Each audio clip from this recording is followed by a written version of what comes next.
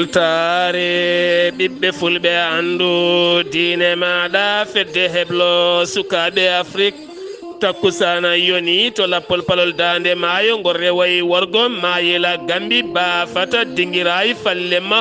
kon waktu yoni ha to masina jembuko kame ñorodi sahela ene jeeya e gardidi kabruji men to leydi sénégal kikiɗe hanke o caggal mitin mawɗo no fewi baɗaɗo toon to Parcelles Assainies no yiɗirno Ousmane Sonko hande o ko seppude boli Dakar préfet mo Dakar wi hay loppeɗa ala hen to leydi Mauritanie jagoɗɗo gaynaka leydi ndi holliti 12 millions koppareji euro woni ko jogori wanjede gaynaka leydi ndi gam ƴellidde gaynaka to won financement iwi koya union européenne o haali ɗum ko toon to kilaba taw kadi ko ƴellidde e nder basseji ɗiɗi woni asaba ha fayma to si Jordanie to leydi Mali ko jango waɗi toon jamma hanki o sanga 21h e nder commissariat police mo Ségou konin koɓe tatoɓe hinde police gañima hen goto wannoɓe nguɗon jango wiyama teɓa koye gon jango waɗi subaka hanki o to dire dadiɗo goto mo hinde police wasi hen fittando muɗum to Guinée Conakry yinnoɓe seppude ñalawma hande on landaji lundo jowi goɗon seppoɗon ɗo kaldigal wona hakkude gouvernement o kame ɓen wiyeteɓe landaji lundo en taw ko lundiɓe laamu wonande Mamadi Doumbouya kabruji men mana en ha to Ghana Benin Nigéria ma jaa to Burkina Faso kame Cameroun ha to Maroc musidɓe tedduɓe woto goɗɗe joni jañoɗen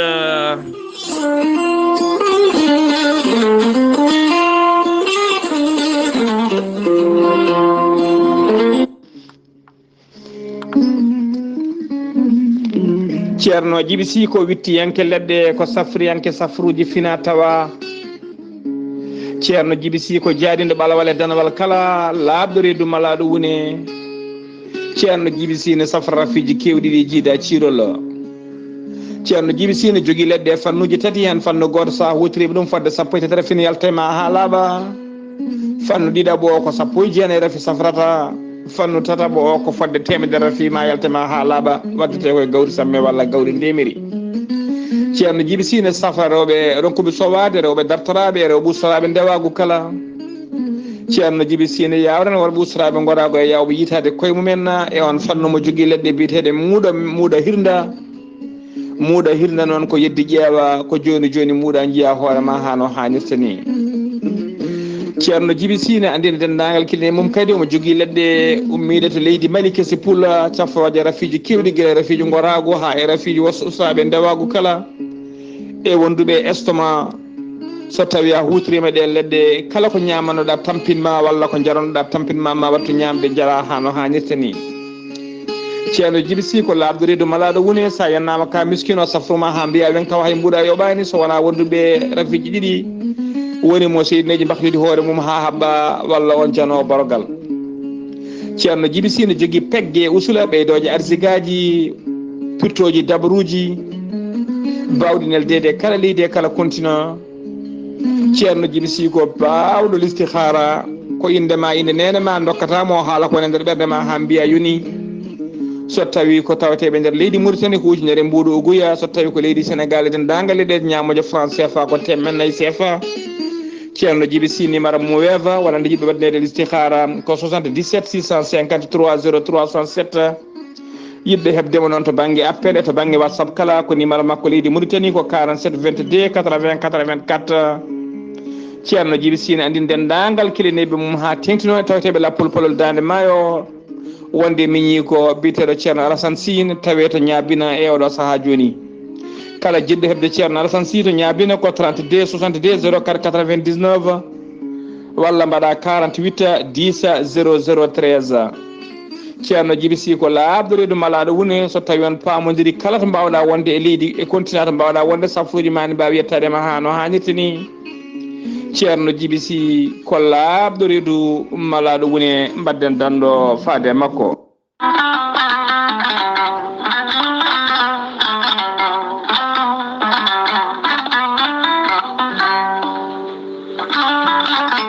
musidɓe tedduɓe funnangue hirnangue rewoy worgo sahale ɓaleri jam koye are meɗena jam garɗo e men ko kiiɗo hen lekki kewki kawisaji cafroki ñabboji kewɗi cuuɗotoɗi e nder ɓalli ko wayno joguiɗo caɗele AVC kardiaga mo ƴiƴam dogata e ɗaɗimuma neɗɗo tuƴiɗo ɓandu musoru ɓandu jaaɗoru ɓandu wuloru jokkodire gorel teyya joni joni keɓa hen ko laaɓi sa yiɗi hebde site gorel teyya janggana hoore maɗa ha ganda ñaw mo joguiɗa o mbete gorel teyya ne safra ɗuma jahata koto site mabɓe internet a mbaɗa www.gorelteyya.com ma janggan hoore maɗa ngan sanga jokkodira e tongoɗe gorel teyya keɓa hen ko laaɓi so tawi koto Italie gonɗa jokkodirta koye ceerno Abouli mbatta ko plus 39 339 85 66 739 so tawi koto Espagne gonɗa jokkodirta koye Boy Amadou Touré mbatta ko plus 34 643 29 22 96 so tawi koto centre Afrique gonɗa jokkodirta koye Ibrahima Diallo mbatta ko 00 236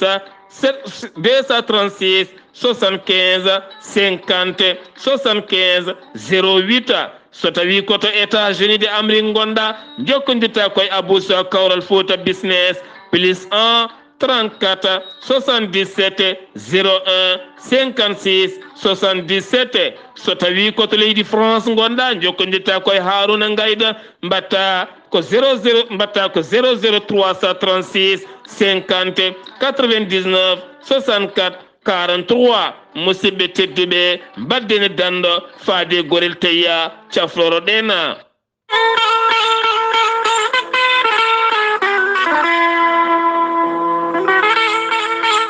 ciggam nangue wolgue diaw are moɗon adde mon ko jaam e kisale ɓamtare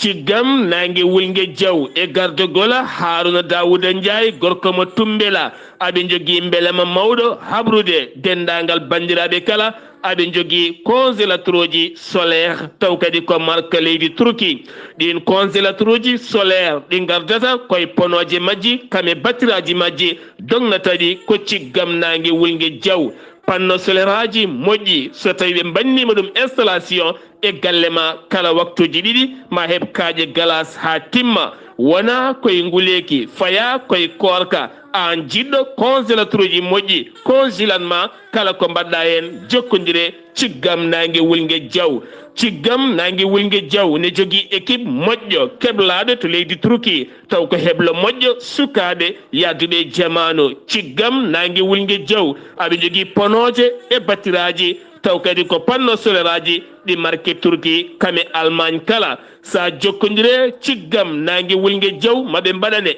installation e galle ma so woyduma so forage ma no jiɗirɗa kala keɓa ndiyam timmuɗam hay so tawi woyduma ko 100 métre ciggam nangue wolgue diaw aɓe jogui congélateur uji frigo ji téléji lampaji kala hen ko miijiɗa sa jokkodire ciggam nangue wolgue diaw maɓe mbaɗani installation kala no jiɗirɗa keɓa an jeeyi posma kamɓe jeeyi doole mabɓe sa yiiɗi jokkodirde ciggam nangue wolgue diaw tongode leydi Sénégal mbatta ko 00 221 77 566 40 22 on numéro ne waɗi WhatsApp walla mbaɗa tongode leydi Mauritanie 00 222 46 97 84 75 musidɓe tedduɓe korkari koye nguleki faya ciggam nangue wolgue diaw ene jogui congélateur uji solaire mbadden hen dando taw ko nangue dognata ɗuma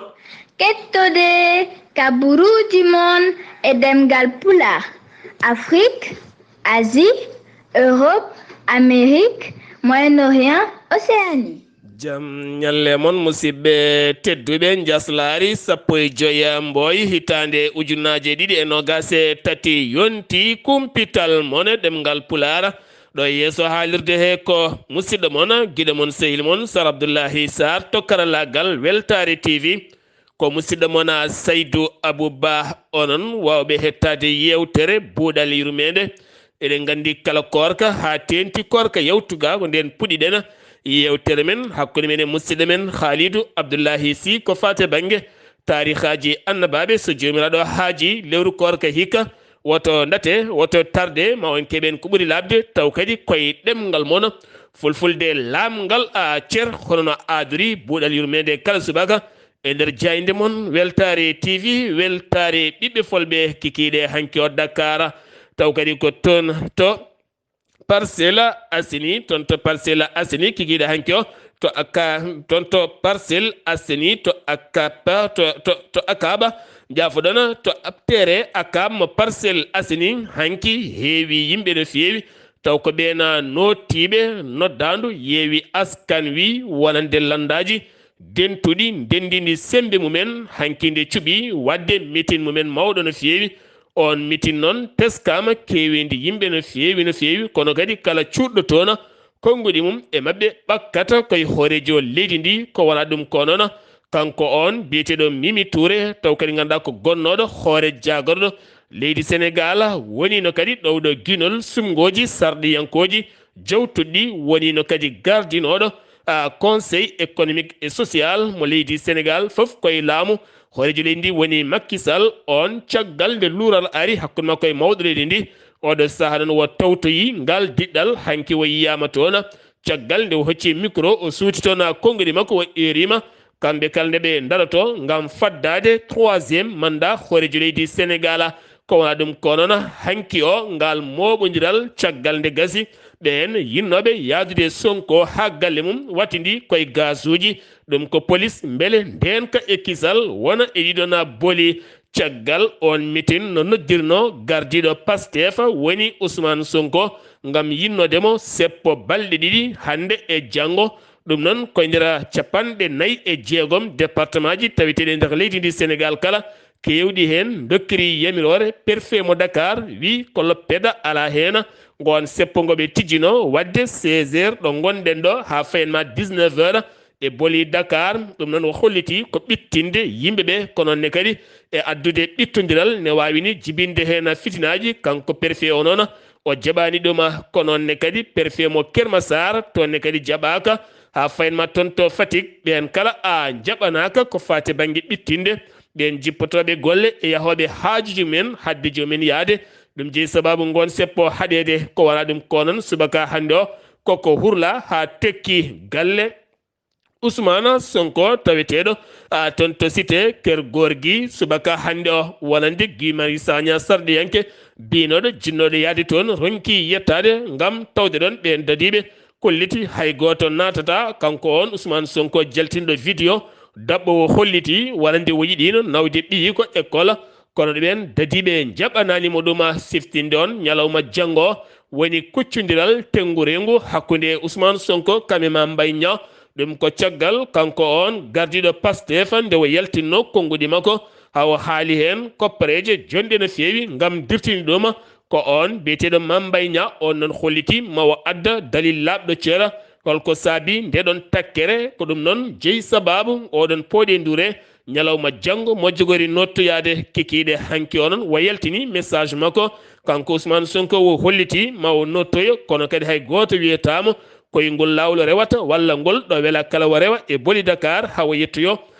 tribunal ko wona ɗum ko kadi omo eri ɓen yahoɓe kala nde ndewata e makko walla ni kala jiɗɗo arde yo ar nde tawno ko projet public gudditiɗo wona taw ko ñamore secret wona haydara goɗɗuma omo eri jaltal kewgal no feewi ngal ganduɗa oɗo saaha koko haɗa Sonko hanki hakkude makko e BBC ko jayde Angleterre ɓurde sembolinde no feewi wonande namde e jaabowoji ko fate banggue candidature Sonko 2024 o holliti hay goto wawa haddemo wonde candidat kono kadi o holliti 17 million ɓiɓɓe Sénégal naɓe kala koko ndumti hande o mawɗo leydi ni mo ganduɗa hollitino ko mandaji ɗiɗi waɗata ene maire haala gotka kaɓe jaɓata ko wona ɗum ko kadi o arti jokkodiral France kame Afrique o holliti kamɓe ɓe gañani France kono kadi wondi ko neɗɗo so heeɓi ndimagu muɗum mo wela kala jokkodira mo wela kala haalda ne jogui ndeɗon fodde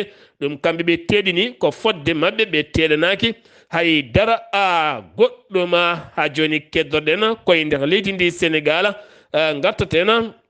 koko faade banggue caɗele to banggue leydi teskama hanki pelɓodirala toon to diwan mbana ɗum ko hakkude dadiɓe ɓe hinde gendarmerie kame finoɓe toon to wuro wiyetego Mar ɗon noon ko caɗele mawɗe to banggue ndin leydi ɓen jomen ngaluji arɓe yiɗɓe remde kono kadi ɓen finoɓe toon hanki teɗodiral manggal waɗi hen yogay haaloɓe kumpiti ngam wonde piyande nanama toon kono noon waɗani ni gañiɗo waɗani ni mayɗo hen haydara a goɗɗo ma jayidi yanke mo Wolf TV ɗo wannoɗo yewtere pesirgala on battidiɗo e kasoji neɗɗi woni Pape Ndiaye ɗum ko gila jeeɗiɗi nduɗo henna lewru wonande groupe Walfadjri holliti ñande 17 ma wat taw kadi gaɗa ko point presse muɗum mawɗo no fewi gam andinde windere nde kala wonande ɗo saaha jayniyankoɓe tawiteɓe mum ko ɓittinte ko ñande 19 nduɗo henna lewru maɓe mbat sitin moɓodiral manggo no fewi ɗon ɗo yeeso demal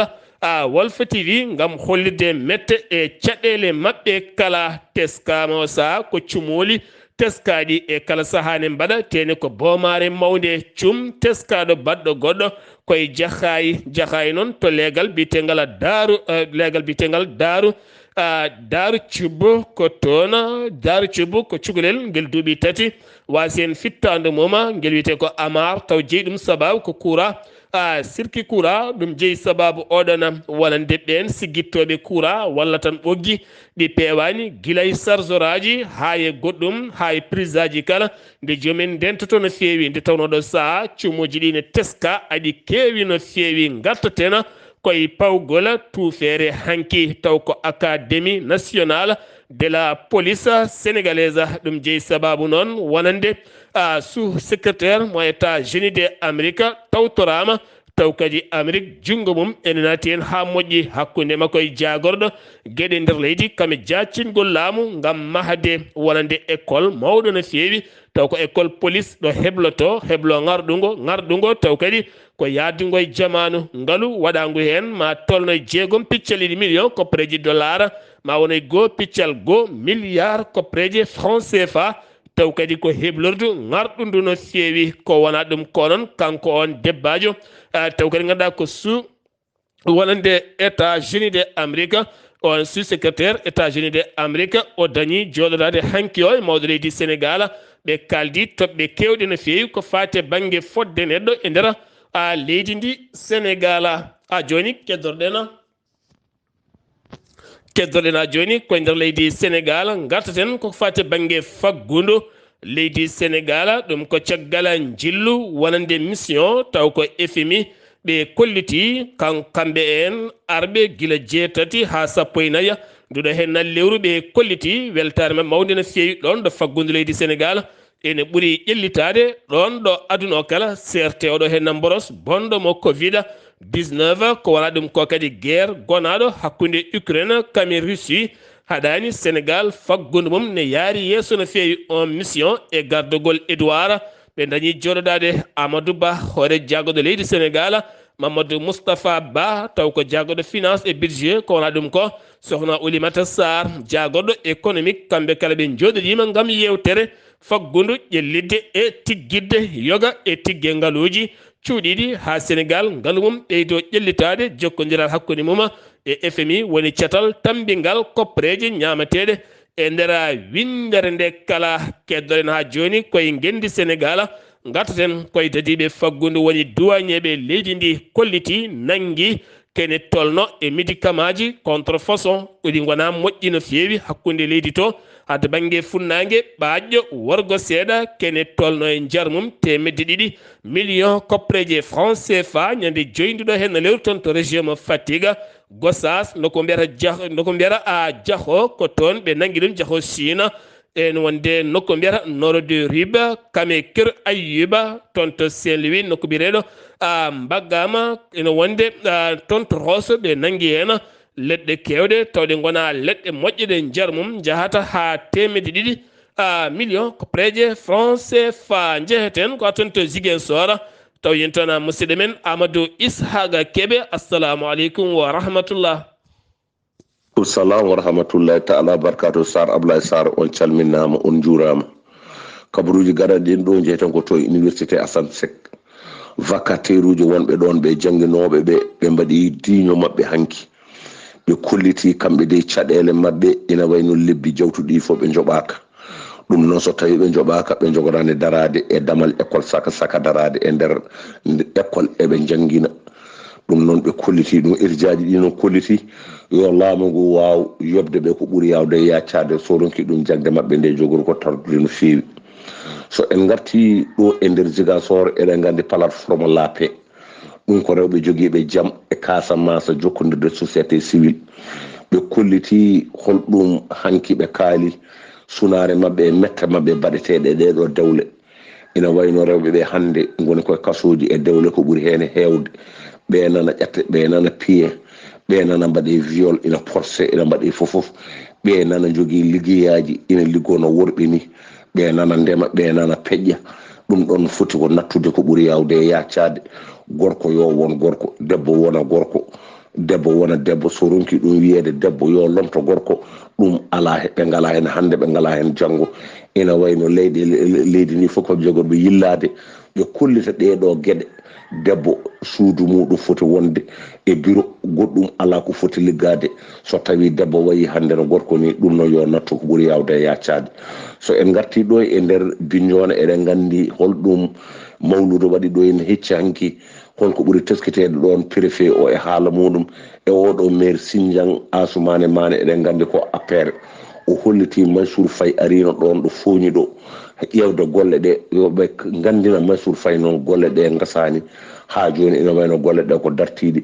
ɗum noon yo waw hirjinde golle ɗe ko ɓuuri yawde yaccade guila toɓo ngu ndungu ngu natani so tawi ndungu ngu naati ina wayno golle ɗe golletake golle ɗe noon ko dartiɗi Weltare TV musidɗo Ahmad Issa Keɓe gorko mbotto kabaruji ɗo foɗo radio Zik FM jokkodirde Sar Abdullaahi Saar yo Allah ko walde gam Amadou Isaga Keɓe rewɓe ɓe koɓe kaali ko ene selli debbo kay jungo mum yoɗɗat kono so jungo mum wayino jungo cosoni so momi reedu tan sikkete ko koocal walla ni ko laaɓi fawa e nduɗon reedu sengi wi to leydi Sénégal paaɗen koto leydi Mauritanie catal ta jour ko catal laamu ballo walla ngal yurnitima caɗele rewɓe ngam wallide ɗumen kene tolno 35 coopérative rewɓe taw kadi ko taweteɓe e yo gayde ko leydi ndi ma won 14 million koppareji ugguye kiɗɗe ɗe woni koɓe mbaɗana ngam beele lewru korka ndu ɓe daña ɓeɓe dilli beele jomumen daña wawande koye mumen jagoɗɗo gaynaka leydi Mauritanie holliti sifande hakkude muɗum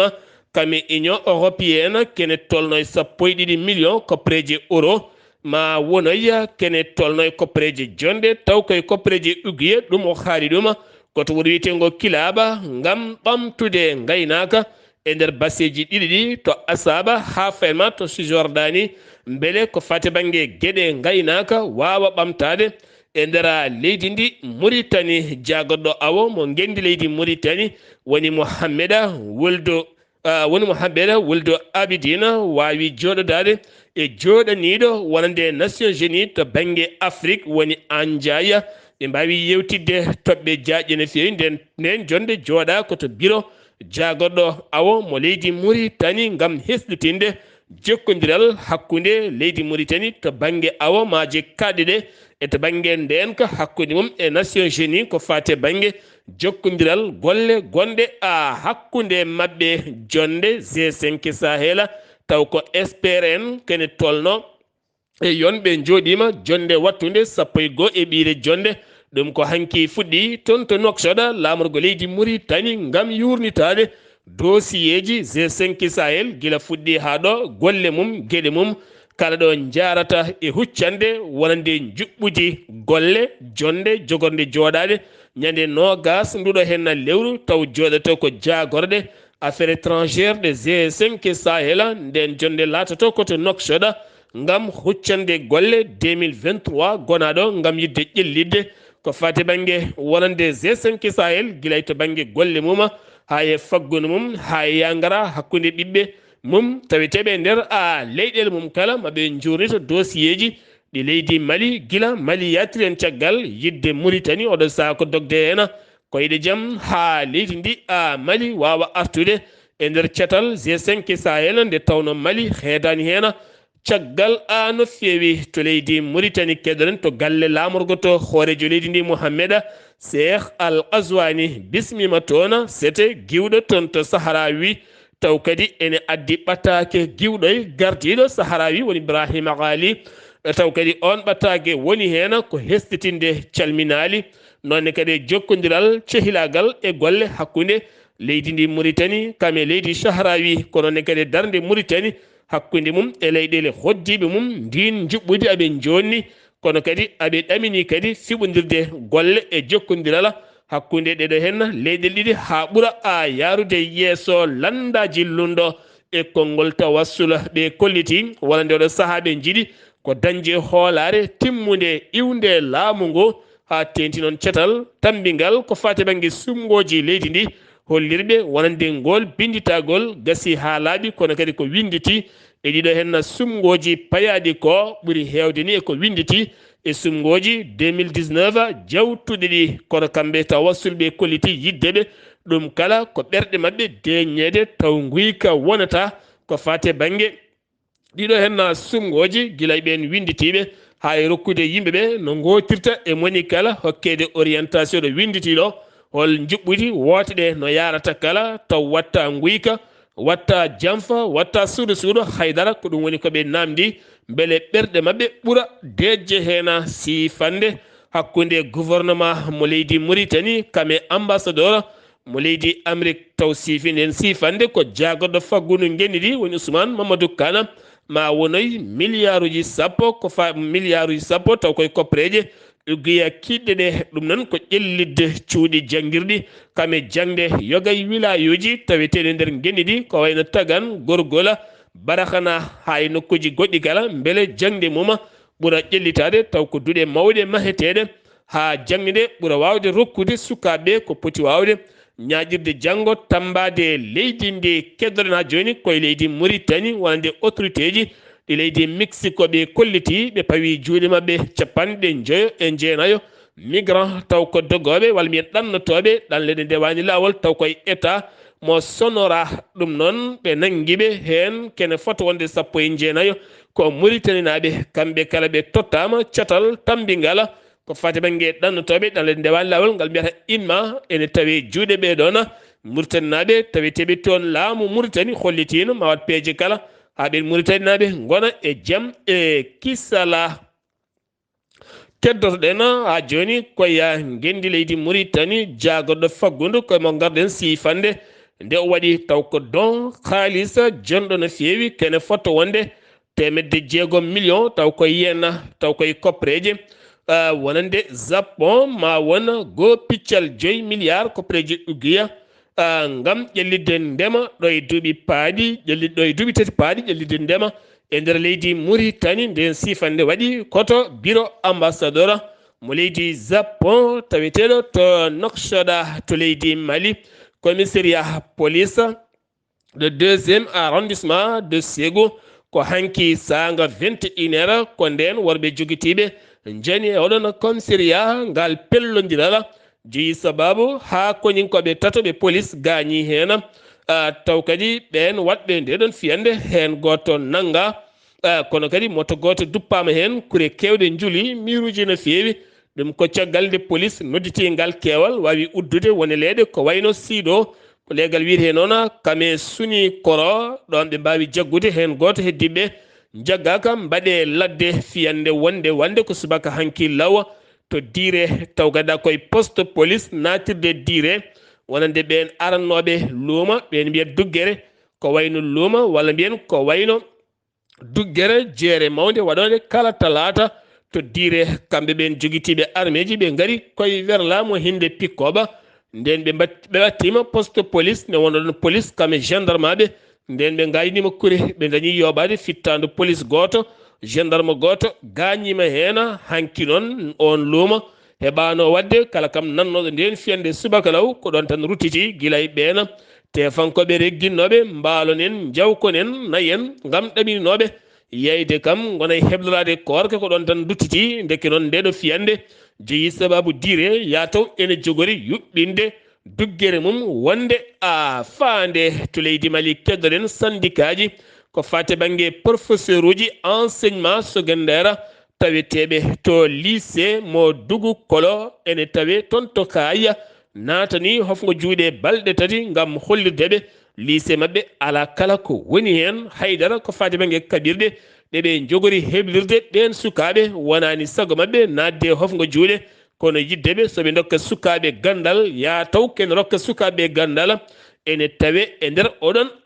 lycée ko wala ɗum ko noon école aji privé taweteɗe nder leydi Mali natanɓe hofgo juuɗe guena wona joni balɗe tati jaɓani ko balɗe joyya gam wullitade 2021 2022 ɓe keɓani jogdi mabɓe wonani sago mabɓe e wiide Jawara Fatimata ene wonde woɗɓe yaaji ɓen ko wayno Lassana Coulibaly kamɓe Emma Coulibaly ɓe kolliti kamɓe koɓe jangguinoɓe ɓe jiiɗa yiide sukaɓe ne jaahay booli taw janggani kono kadi ko jangguinta sukaɓe go ɗum wurnataɓe kamɓene haɓe mbawa rokkude sukaɓe gandal so tawi ɓe joɓaka ala kala koɓe mbawi wadde hen haydara goɗɗum CMD Has Bacca Mouhamed Youssouf Baccul hande watti ɗum jammaji tati ko waali kaso ɗum ko caggal nde nannuno ɗemngal mum ko fate banggue mayde Soumaïla Boubey Mayiga taw koye jayde Joliba ha wontanimo ɗaccal gongal no fewi hande omo tawi cuuɗi nibɓi holko saabi o haali ɗum dalil labɗo ceer nde o addata hen sen guewi to leydi Mali koto Guinée Conakry teskede wonande kewgol accident ji e nder leydi ndi jeeyi sababu gouvernement o ƴetti pellital addi appareil ji ɗiɓe mbiyata alcool testé woni alcool testé taw ko appareil ji tokosi testoji neɗɗo so yari sangara taw ko ɗin kollirta gam teskede hewɓe dognoɓe ene jeeya sababu wonande accident ji mumen taw koye ɗin sifaji ɗum woni ko laamu ngu yiɗi haɓade ko fade banggue seppoji tijjinoɗi ñalawma hande o wonande société civile kame ɗin landaji lundo koɓe yinno hande 15 jippaɗe booli ɓe kayitini ɗum jeeyi sababu ko ɗon gila hanki ɗo ɓe goni e kaldigal hakkude mabɓe hoorejo jagorɗo leydi ndi beele oɗo saaha nandiral wawa dañede ɗi seppoji mbasala tan siftindon e nder leydi Guinée kala nde seppo waɗi dañat wasɓe hen pittali mumen sen gewi to leydi Guinée jehetena koto kigali Rwanda ñalawma hanki o kikiɗe yuɓɓinama toona taw ko ñalawma jonde ko fate banggue coftal ɓalli e tawtorede hoorejo leydi Rwanda woni Paul Kagame e tawtorede gardiɗo FIFA kamɓe gardiɗo CAF ne wonde jagorɗo coftal ɓalli mo leydi Maroc ɗum noon ko yuɓɓinde ko fate banggue prix taw kadi on prix ko prix de excellence 2022 taw yuɓɓinde ɗum ko CAF taw ndin kuɓeri rokka ɗum ko roi Mohammed VI ko wona ɗum konon leydi Maroc hanki sakti wonande ko candidat ƴamoɓe lefol laamu yuɓɓinde coupe d'Afrique 2030 hakkude mumen Espagne kame Pologne oɗo saaha mo gonɗen Maroc yiiɗi wonde leydi ɗimmiri leydi Afrique yindi yuɓɓinde walla yuɓɓindi ko fade banggue kuɓeri aduna o kala caggal Afrique du Sud nde yuɓɓinno 2010 ɗum ko ñalawma hanki o sakti ɗum ɗum ko caggal ñalawma hanki dokkirgol oɗon prix CAF 2022 to leydi Ghana ene heeɓo gam jaɓɓade cukko hoorejo leydi Amérique woni Kamala Harris mo ganduɗa jogorɗo wadde jillu mum e nder Afrique e nder leyɗele tati Afrique leydi gadidi ko leydi Ghana ñande 25 nduɗo hen lewru ndu gonɗen maw yaha ton to Zambie kame Tanzanie gam ɓeydude jokkodiral hakkude Amérique kam yoga e leyɗele taweteɗe nder Afrique oɗo saaha laamu leydi Ghana ne heeɓo gam tiggitala faggudu hakkude muɗum kam e leyɗele Amérique to Somalie ko jangu waɗi kamikage goto carsuɗo bomboje e oto mum kam liɓi oɗon oto e nder galle hôtel goto no ko mbiyata Badariyane tawe nder leydi ndi jeeyo renannoɓe ɓen jeeyaɓe gouvernement leydi ndi lulinoɓe toon lulde golle ɓen renannoɓe woni ɓen gardeɓe jeeyo mbasi hen pittali men yimɓe jeenayi walla 11 gañima hen kanko on baɗɗo ngol pittol kankone o wasi hen fittadu makko bene Niger caggal jillu hoorejo leydi Niger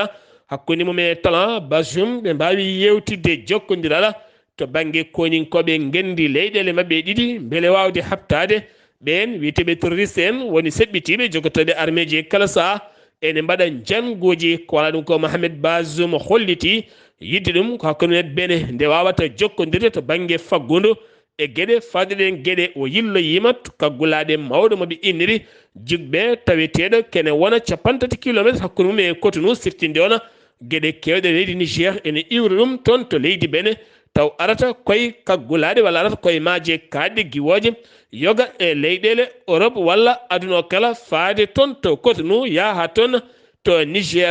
Nigéria wonande porte parole gouvernement leydi ndi holliti nogas e joyi lewru février sumgoji bannoɗi toon ɓe binditi kene tolno e 1.9 million taw ganduɗa ko cyber attaque koɓe jii e nder leydi ndi gam yuɓɓinde juɓɓudi bonnude ɗiɗon sumgoji kala mum ɓe mbawi hen darade ha mbawi bonnude ɗum to banggue internet kame réseau sociaux yoga e gueɗe goɗɗe kala aɓe ndewidi wonande ɗen gueɗe haɓe mbawa jaggude ɓen yuɓɓinnoɓe ɗen gueɗe kala Burkina Faso lebbi tati groupe armé ji joguitiɓe taweteɓe nder leydi ndi ko gudduno taw ko wuuro Brazanga taweteɗo taw koye nder commune Brazanga ene woni guure jonɗe no fewi ne tawe toon caggal nde ɓe guddi ene tawi nder province mo Bam taw kadi uddi ɗum ko worɓe joguitiɓe armé ji caggal koninkoɓe leydi ndi nde kutori sembe ɗeɗo henna balɗe mbawi bonnude nden uddode oɗo saha Brazanga tawtama hande o e juuɗe koninkoɓe leydi ndi juuɗe koninkoɓe leydi Burkina Faso to Cameroun tinama toon ko cumgol wonande hôpital Nguh Samba ene tawe e nder leydi ndi on hôpital sumi ko hanki sanga 13h hôpital régional oɗona diwan cukalel tokosel gono guel couveuse muɗum jibinagel ɗon e ɗon ko guel sumi hen ha wasi hen fittande muɗum kono noon holliti jayde Cameroun ha ɗo laamu leydi ndi ala kala konngol ngol haali hen joolam jaɓeri to leydi France jaydiyankoɓe ɗiɗo taw kadi ko yinnoɓe wadde chantage roi Mohamed VI ɗum wanno ko 2015 ñawore mabɓe yani to Paris lamorgo leydi France hittande kaso goto mabɓe kala oya ko debbo ya ko gorko aɓe joɓa goto mabɓe kala ujunnaje 10 koppreji euro ɗum koye deftere wote nde binduno gam yidde wadde chantage Mohamed VI beele ɓe keeɓa mum kene fotta wonde million ngaji 3 koppreji euro gouvernement leydi Mauritanie hakkude mo gouvernement leydi France jaafoɗon hakkude mum e syndicat taw kadi ko ɓen haɓotoɓe kuulal yaade foftorde mum lawɗinagal ɗiɗo dumunnaji kala gaddungal seppoji mawɗi e nder leydi ndi koye kaldigal wona en keɓani hen taw ko laaɓiɗo jofatta hofgo juuɗe ɓen gollotoɓe e ɓoftugol mbalisaji kurjuraji hande kalɗo jirɗa yogay nokkuji France ko kurjuraji ɓoli jiyata ne jowodiri ɓen ko nattanɓe hofgo juuɗe mumen ɗo ha le 20 nduɗo henna lewru so ala ko gasi koɓe ɓeydoɓe suri hoorejo leydi muɗum woni Suria hoorejo leydi mum Bachar al-Assad waɗi jillu mum to Moscou lamorgo leydi Russie hakkude makko e Vladimir Putin ɓe mbawi jododade subaka hande o ngam ɓamtude golle e faggudu hakkude leyɗele mabɓe ko leyɗele ɗiɗi denduɗe yiyande jaadude ɗum ko gila Russie wawi fabade Bachar al-Assad ɗum ko caggal nde occidentaux ji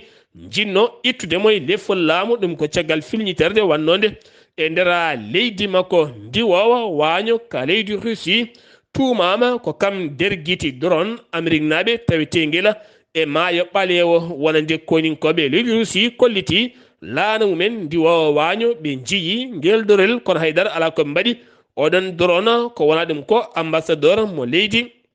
Russie taweteɗo to Washington convocama beele hette ko jeeyi sababu Russie bonni oɗon drone hayso Russie woni yeddi kañum memani teni soynima on drone e gon maayo ɓalewo musidɓe tedduɓe ɗum ɗo henna wonno kabruji garanɗeɗo kikiɗe hande o ɗo yesso haalirde ko musidɗo moon guiɗo moon sehil moon Sar Abdullaahi Saar kettimalaki jaam yo jaam Allah ñallanena